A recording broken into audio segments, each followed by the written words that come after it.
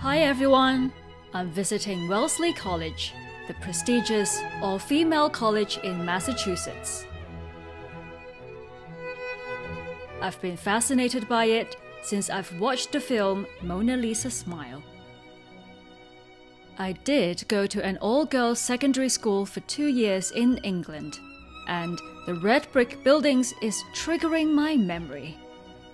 I don't necessarily want to be in a same-sex college for 4 years, but I heard Wellesley is special. The key character in Mona Lisa Smile was the history of art teacher Catherine, played by Julia Roberts. Let's take a look at their art center. Now, bearing in mind that the tuition, residential, and meal costs alone is $81,000 per year.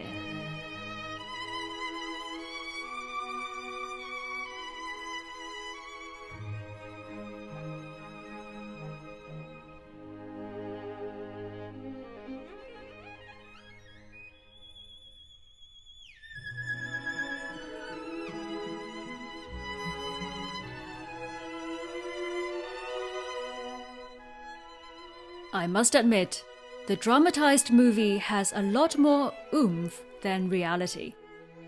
But when it came out in 2004, there was an uproar from the Wellesley alumni saying that the portrayal of their alma mater was snobbish and demeaning.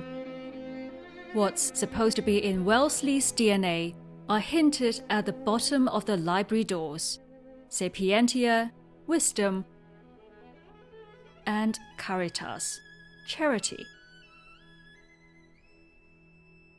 Aside from its historical excellence in liberal arts education, it looks like the college wants to move forward.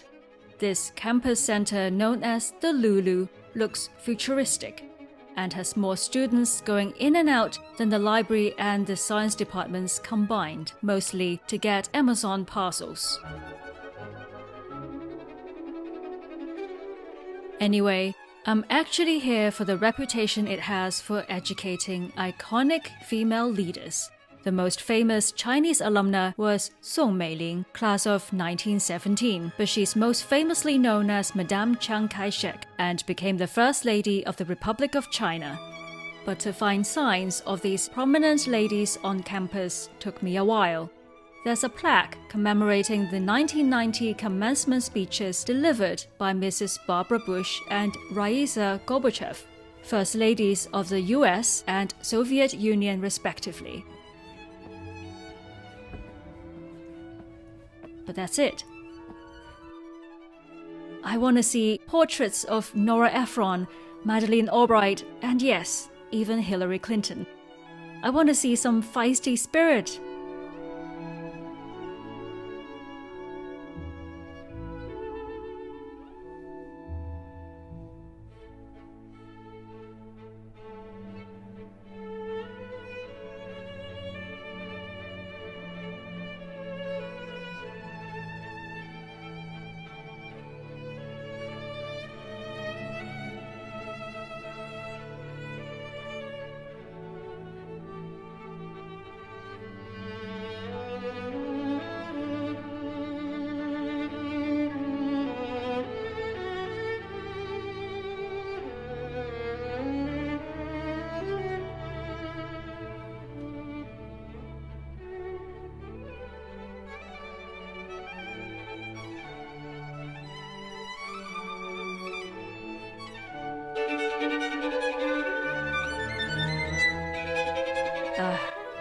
Maybe nowadays it's more politically correct to encourage the harmonious side rather than competitiveness amongst women.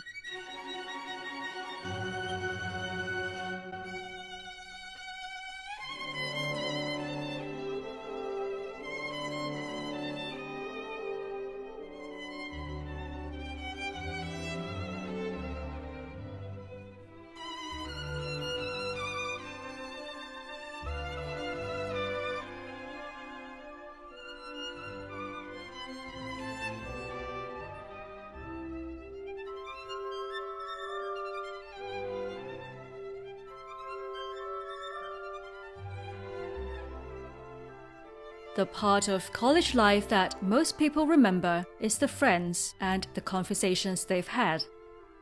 Walking up and down between the halls and grounds, I felt slightly lost in the woods. If it gets dark with rain and snow, I'd be pretty scared to go out alone. I wouldn't even have to go to Salem for Halloween. I worry that some would feel a bit lonely.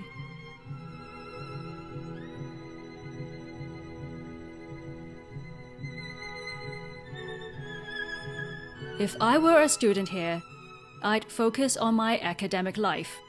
Won't think about boys, don't care about going out. Perfect for an introvert. A museum is the best place to spend the time.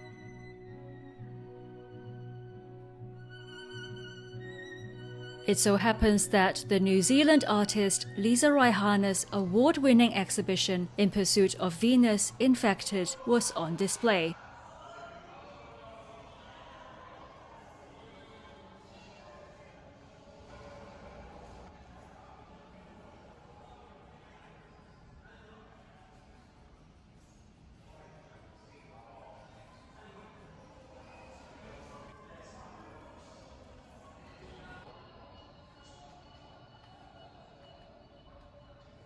It's very clever to depict colonization in the Pacific as a traditional print, and then side by side rolling digitized scenes performed by real actors to reimagine how Europeans interacted with native people 200 years ago.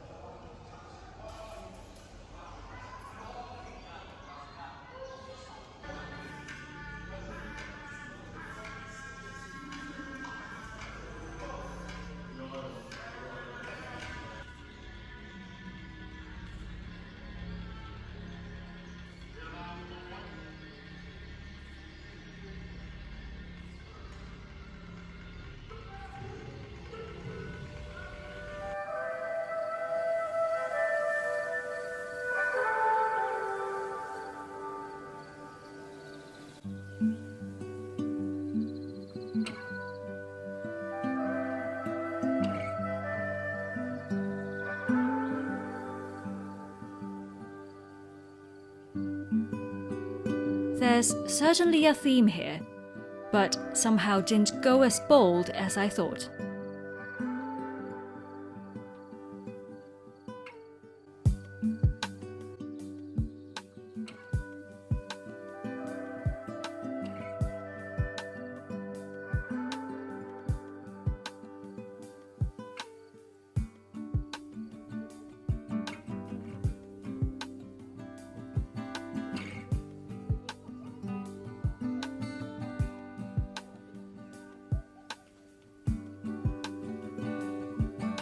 Not all exhibitions are this woke.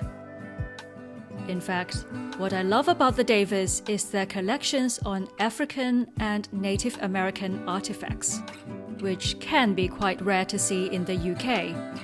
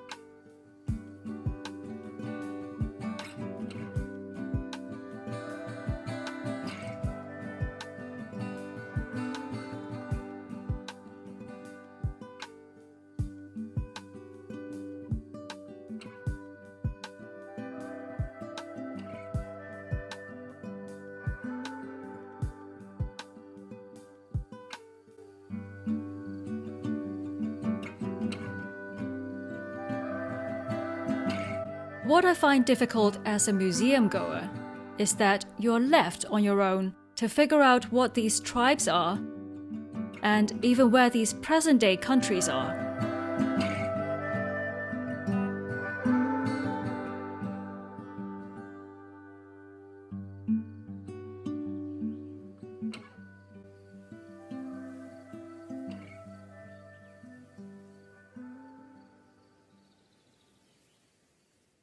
In certain sections, there seemed to be just a mishmash of donors' collection acquired from different eras and styles.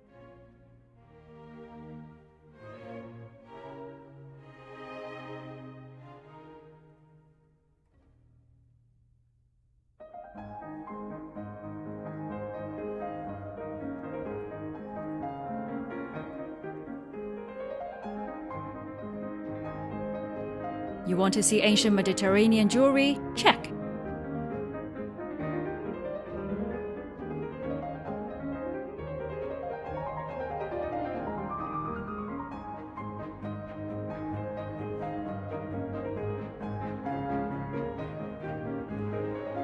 New art form?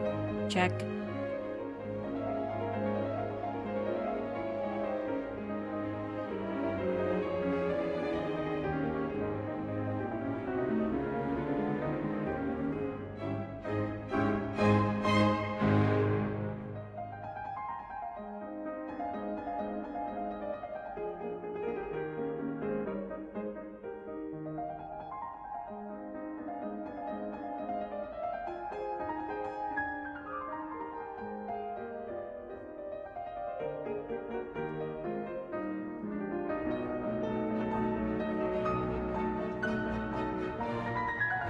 Cultural diversity?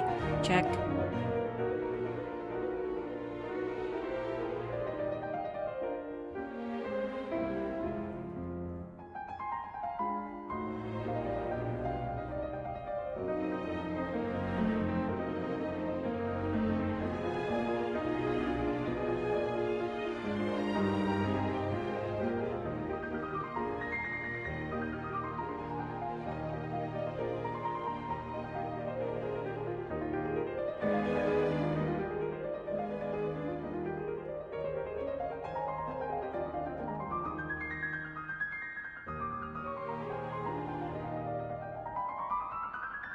If I sound frustrated, I am.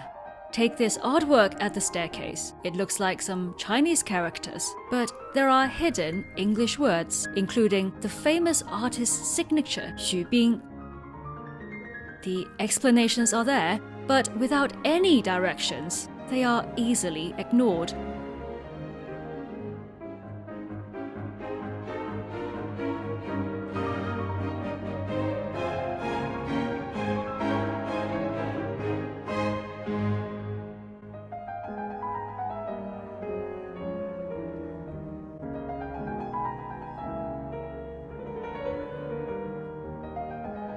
The Davis is not the only university museum that has this problem. I just feel that it's a missed opportunity because there are so many great things here. Why make it look like there's stuff just knocking about?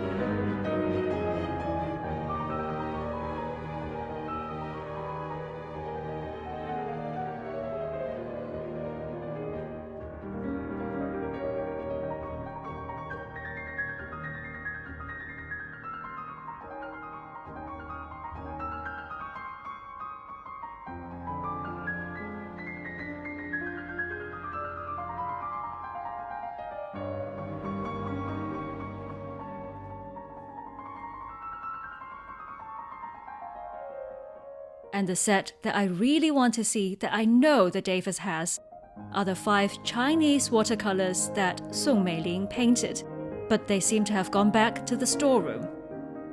You know, before she was Madame Chiang, she graduated with a major in English literature and a minor in philosophy here. She started painting. Wouldn't someone want to know that?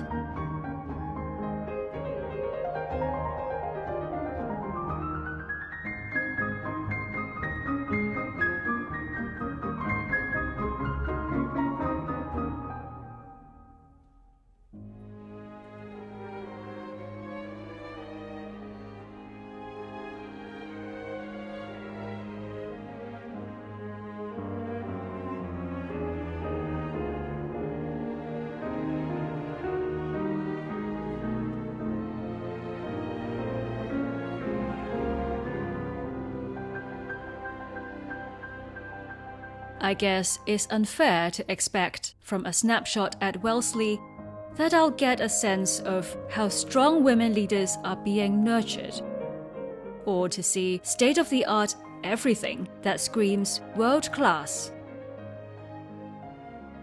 or to make me feel like $1 million because that's how much I'd be in debt if my future daughters go here. These are the questions that educators have to work hard on, not just to be competitive, but to stay relevant.